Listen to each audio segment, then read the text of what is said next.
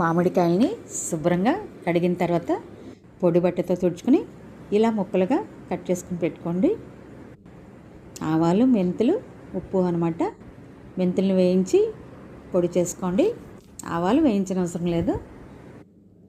ఉప్పు రాతి ఉప్పు అయితే బాగుంటుంది. ఎండలో పెట్టుకుని మిక్సీ పట్టుకోండి.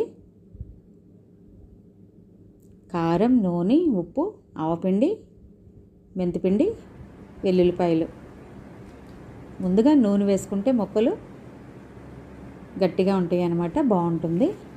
తర్వాత ఉప్పు వేసుకుంటున్నాను.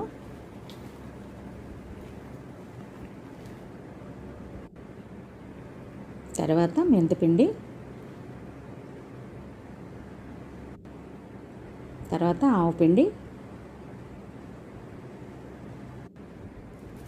వెల్లుల్లి రేఖలు,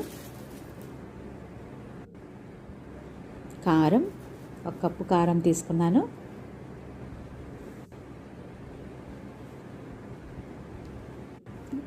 మరొక కప్పు నూనె వేసుకుంటున్నాను అన్నమాట ముక్కలకి.